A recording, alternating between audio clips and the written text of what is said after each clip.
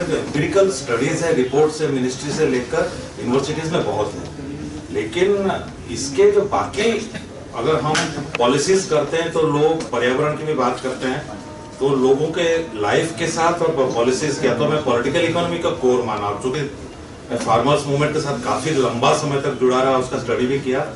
तो मेरा एग्रीकल्चर हमेशा एक इशू रहा, लेकिन एग्रीकल्चर के जो वाइडर लिंकेज सस्टेनेबिलिटी के क्वेश्चन पे मेरा नर्मदा के दिनों से ही मैं इस पे चिंतन कर रहा हूँ, तो सस्टेनेबल एग्रीकल्चर,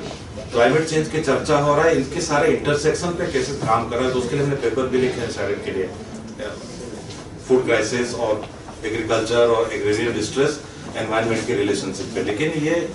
जब हम इकोलॉजिकल डेमोक्रेसी की बात करते हैं तो फिर इकोलॉजी का पॉलिटिकल क्वेश्चन हो जाता है। अगर लोगों के ऊपर ऐसा होता है तो इसके वाइडर क्वेश्चन है, तो उस दिशा में भी मेरा एक सोच है कि इकोलॉजी का जो पॉलिटिकल इकोनॉमिक का क्वेश्चन है, तो मैं मानता हूं कि क्लाइमेट चेंज और कैपिटलिज्म को अलग नहीं देखा जा सकता, तो उनमें इंटरसेक्शंस क्या है उस पर मेरा एक रिसर्च इंटरेस्ट रहा है और मैं लिखा भी हूँ उसके ऊपर, और लगातार वो काम जारी है। फिर हम मार्जिनल कम्युनिटीज की बात करते हैं, तो आज अगर देखा जाए पॉलिसीज, चाहे वो एनवायरमेंटल पॉलिसी सबसे डिस्ट्रक्टिव हो, मार आदिवासियों पे जो मार्जिनल कम्युनिटीज है, तो उस पर शुरू से ही इंटरेस्ट रहा। मैं नर्मदा के आदिवासी इलाके में भी रहा काफी लंबा, उससे पहले बिहार में भी रहा, तो लेकिन उनके ऊपर जो कॉन्क्रीट, तो इसलिए उड़ीसा के जो माइनिंग मूवमेंट है, बॉक्साइट जो चल रहा है, जिसका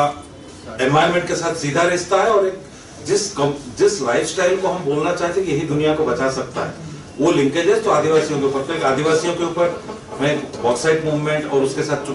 चूंकि सैडेट के डायलॉग्स में सारे इंटरसेक्शंस देखा जाता था, तो मैं सोचता था कि ये जो स्ट्रगल जहाँ रेजिस्टेंस चल रहा है उनके माध्यम से, तो मेरा बॉक्साइट माइनिंग इन जनरल और बांधों से तो पहले ही लिखा हो, तो इसमें मैं थोड़ा इंटरेस्ट रहा। और फिर मार्जिनल कम्युनिटीज की बात आता है और उसमें वाइडर क्वेश्चन डिग्निटी जैसे आता है कि दलित्स भी है एक क्वेश्चन में, तो मैं कास्ट क्वेश्चन पे भी पिछले कुछ दिनों से उस पर सोच रहा हूँ, कास्ट क्वेश्चन और ये जो चुनाव हुआ, ये बाकी चीज हमारे समाज में हो रहा है कैसे समझना,